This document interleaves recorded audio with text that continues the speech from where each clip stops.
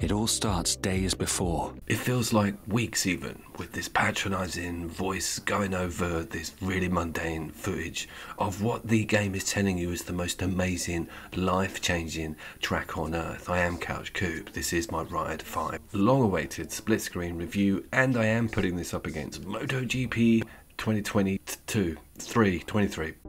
Rev it up. It's time to ride.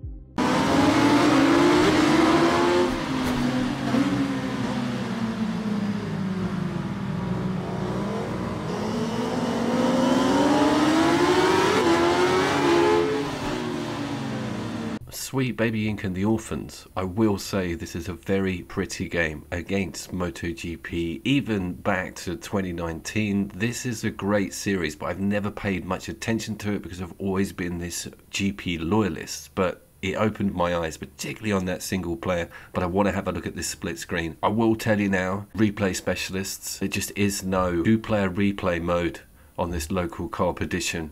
So far, Formula 1, newest, I'll put a link in, is the only modern game that has got that in, and it is worth its price. Currently on Game Pass, right, for 11 quid a month.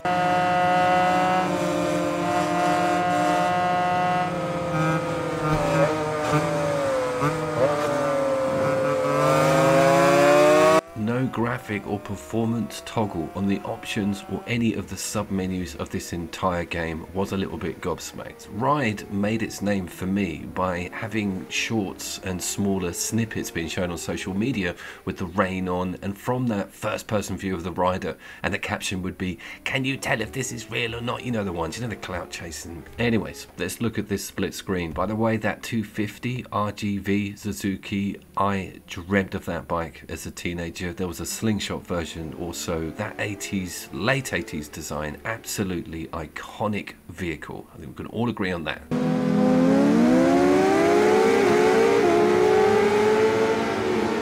This is 600cc footage you're looking at here, and what happens is the single player, the campaign, essentially gives you money, a little bit like Gran Turismo, where the other person who's joining has access to that car pool that you've earned within that campaign.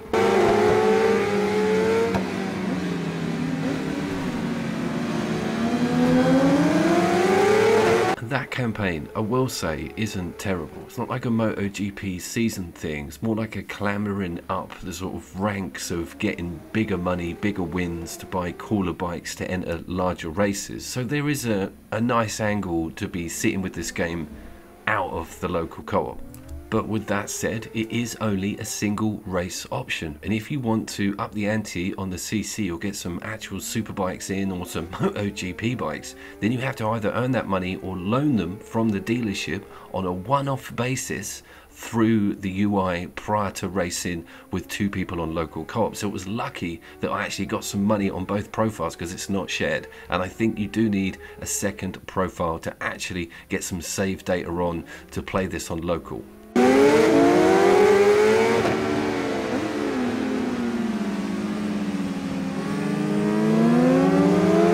We are looking at some wet look footage. I am now about to switch it out to Moto GP so that you can see a direct comparison. It's quite difficult to do it with a split screen game because I can't have 4 splits on screen. So we're just going to switch in and switch out. Moto GP for me feels like the tougher game. It feels like it has stricter physics, and that knife's edge is a little bit sharper, particularly in that wet weather.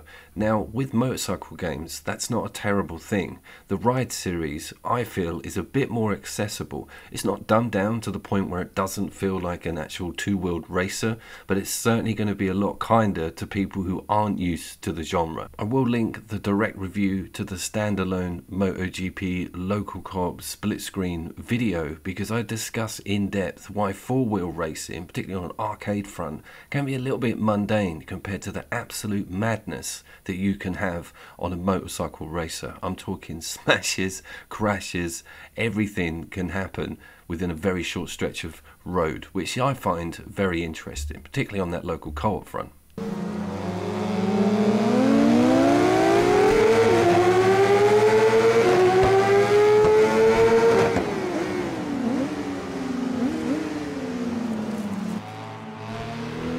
I am on the left screen, by the way. Sorry, I should have probably mentioned that earlier. Something else I want to mention is you cannot see the track guide, i.e. those blue arrows telling us when and where to brake and what position to be in. Both of these titles fail to produce that on the local co-op, and when you dive into all of the options, and there's loads of them in these games because you've got to go through all the assists, all the UI, look at all the HUD displays, cannot find that toggle switch. It always defaults to no track blue lines. Something in the comments about that. Is it just a glitch? Is it just bad luck? Maybe split screens cannot run it with that UI on screen. It might be a little bit too much, hence the reason it's just locked off.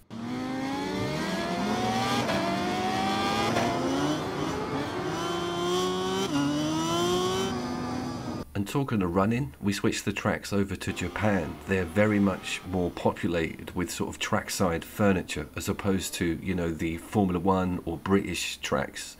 And it really couldn't cope. It was not staying at 30 frames per second. If the pack's behind you, it was kind of okay. But as soon as things got in and around you, it fell over. That was a bit gutting. We had to keep it to some of the more mundane track choices.